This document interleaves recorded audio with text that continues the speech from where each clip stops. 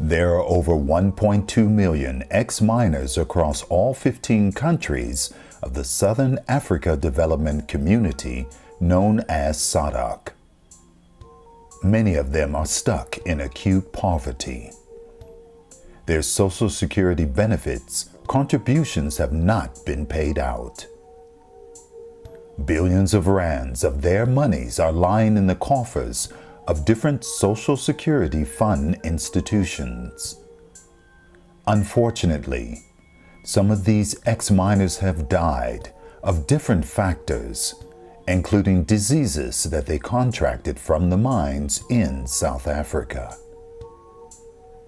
It is this unfortunate situation that propelled the Southern Africa Trust, a non-profit agency, to fight for the rights of these ex-miners and their beneficiaries. Ngisebenzise 22 years. Bampa 16,000. Ngisebenze 20 years. Basuka bangibhadala 48,000. In Swaziland, miners struggle to receive their social security benefits.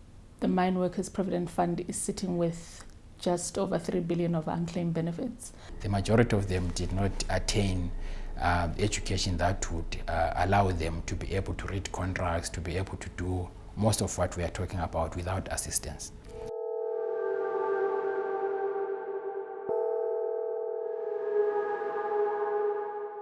In 2015, the mining industry contributed about 292 billion rand into the South African economy. But in fact, the total impact of the industry made was 640 billion rand.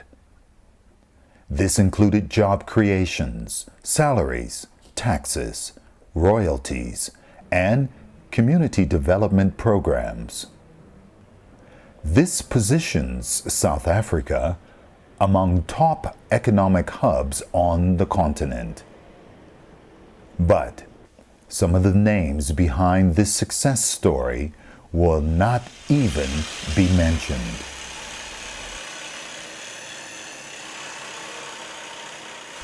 They were mainly ordinary men and women in South Africa and in SADC who sweated, bled, and died for the establishment of the mining industry.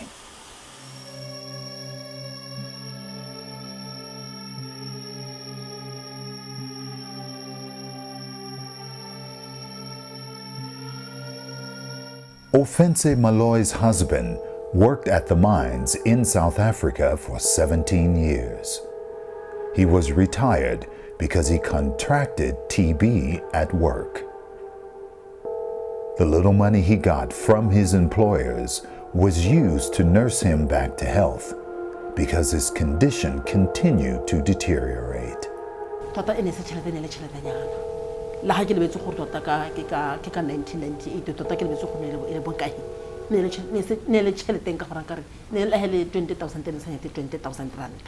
Ultimately, her husband succumbed to the illness. It happened after he finished his 6-month TB treatment. There was no money left to give him a decent burial. His death added to the heavy yoke of the family's distress. He was the sole breadwinner. Nna ke ne ke kola ke bana ba gamme. Bana ba gamme ba nkulegetse. Ba ba nang le bana ba ba berekang. Ka bana ba bona gore tota hela ga ke ka se ke dire jalo. Ne nka nka bo ke hitile monna ka ka letalo. Life took a nasty turn for this family after it lost its provider. The children quit school because they could not pay their fees. They are scattered across the country in search of a better life. These unfinished structures, the stationary car, is the reminder that life was once promising for this family.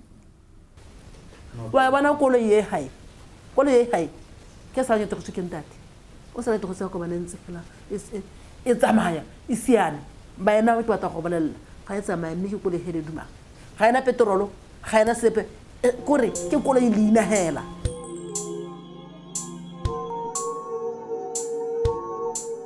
Ofense Maloy's Plight is one of many struggling families of ex-miners. The Southern Africa Trust took upon itself to help these affected families. The NPO's efforts assisted in the establishment of substructures in different countries that advocate for the reimbursement of these ex-miners.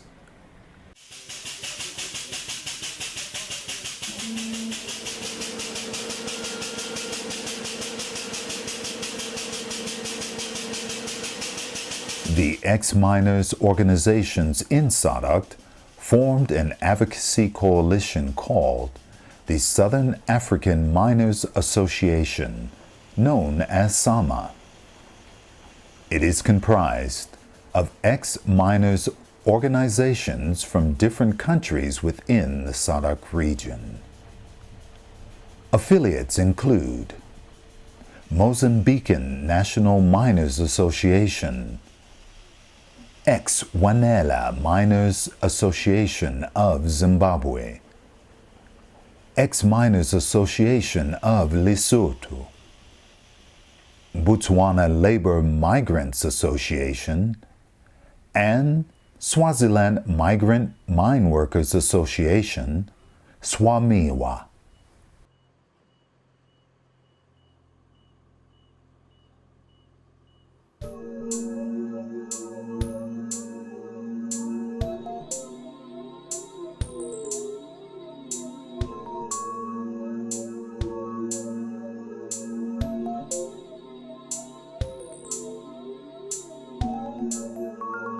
SAMA is led by Ranzo Mansi, who is also the chairperson of Lesotho Ex-Miners Association.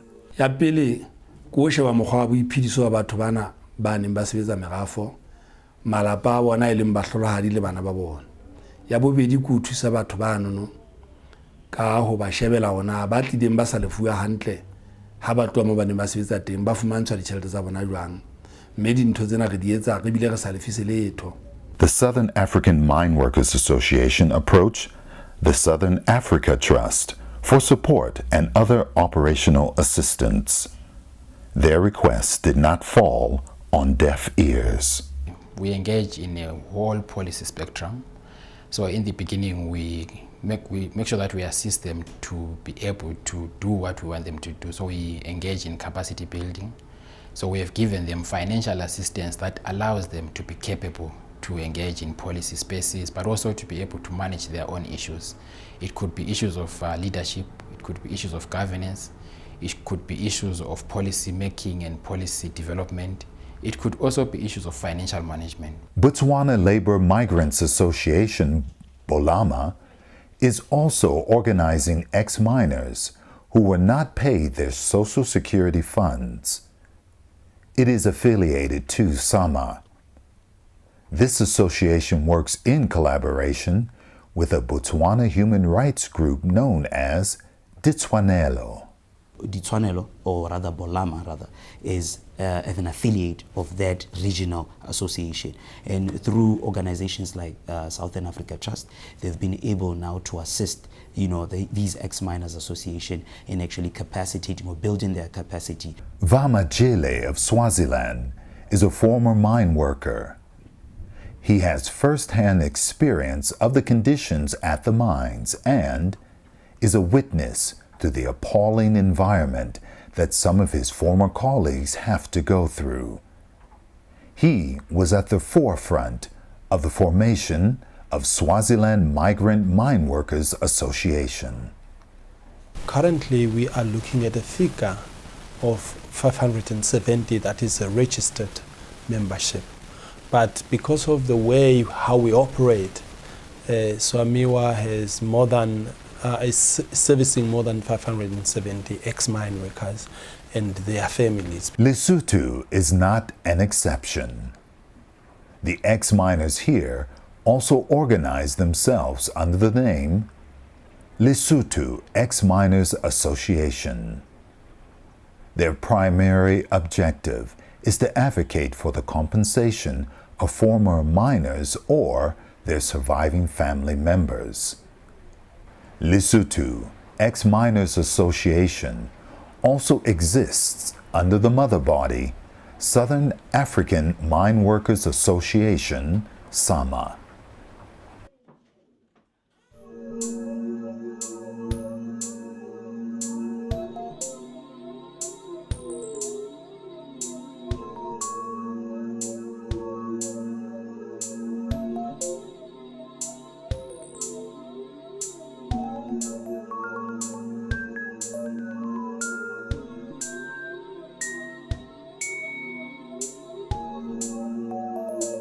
My name is Filda Mpepu and I'm the Principal Officer of the Mine Workers Provident Fund. The Mine Workers Provident Fund is sitting with just over 3 billion of unclaimed benefits. SADC Secretariat in Botswana is obligated to intervene when the workers within the regions are abused.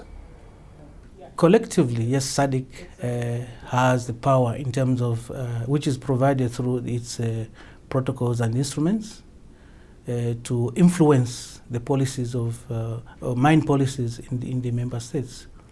But the implementation of those policies is incumbent upon member states.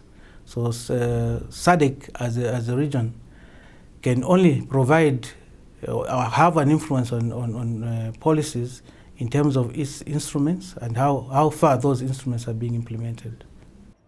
Different funds are spreading across the SADC region to trace the ex-miners, or at least their wives and other beneficiaries, if the workers have died. Associations of ex-miners that we help, we support them to develop a database. So what they do is they go out into the communities to ask for former ex-miners to come and register.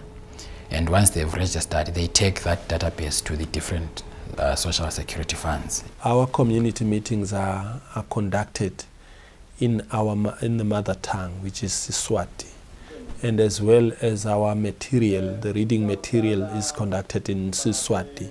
So we encourage them, in case if they take the paper, to ensure that they give it to their kids and their kids are able to read for them. We also use the television access, where we normally attend some of the breakfast show meeting in the morning, where we address the issues of the mine workers.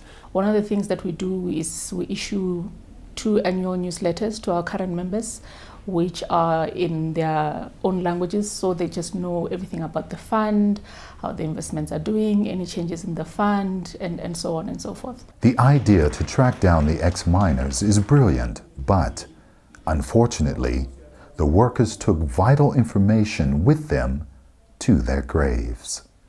When we are doing the registrations in some of the villages that we conducted these outreach trips or visits, you would find that when more especially the women who were coming as making these deceased or as dependent or as beneficiary claims and whatnot, and then you ask them a very simple question: which mine was your husband working at? You find that most of them don't even know. Stella Sibanda of Swaziland is one of the beneficiaries who managed to receive her husband's money. Thanks to Swamiwa, she thinks the little money is good. But at least she was able to build a dignified house that she shares with her daughter and grandchild. Imali bengiyitholile ingathi 60,000 ngase ngakha nayo indlu. The bigger question for us also is, what do you do with the money that you've been struggling for so many years? We know that in the absence of financial literacy, in the absence of a sustainable mechanism, the money could just be a temporary relief. Even if we can actually claim this money for them from unpaid benefits, they can get that money and use it and finish it within a week. So we encourage them to come up with their own structures in the community and start thinking around on how we can assist them. The Chamber of Mines represents 71 mining companies in South Africa. That constitutes 90% of all mines in the country. The Chamber says the onus is on the mining companies, funds, and workers' unions to see to it that ex-miners receive their monies.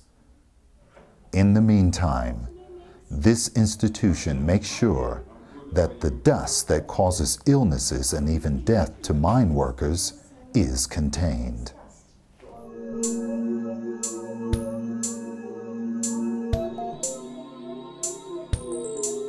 Nkitsi says the Chamber is funding some of the programs to track down ex-miners. Those who are compensated are registered, and the arrangements to pay their monies are made.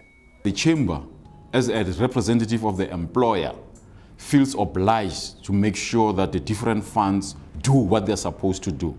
And it's on that level that we encourage the funds to be able to undertake these outreach programs. We actually the Chamber pays for some of those outreach programs, which under normal circumstances, the funds should be paying for. The South African Department of Health has a unit, the Medical Bureau for Occupational Diseases. Through its doctors, this unit assesses the health of ex-miners every 2 years. They perform x-rays, lung function tests, TB, and other clinical evaluations. If a person has a compensatable disease, his file is passed on to the compensation fund for payments. We also provide post-mortem services to remove the hearts and lungs and get them to, socioculturally this is a very important issue, so we have to discuss it with the mine workers when they're living. It is costly for ex-miners and their beneficiaries to travel to different places for medical examinations, information, and file for their payments. By the time they get their money, most of it would be spent on traveling costs. So the idea was that you also have one-stop shop centers in the countries. We've raised funds through the Global Fund for AIDS, TB and malaria to build one-stop service facilities. So the Global Fund is going to be building 2 centers in Lesotho, 2 in Mozambique, 2 in Swaziland and 1 in Botswana. We are paying for the establishment of those one-stop centers across the country. We've already paid for 2, the one in Umtata and the one in Carltonville. In just 2 years' time, we moved from what we could say is our baseline, 0 disbursement, to close to $1 billion.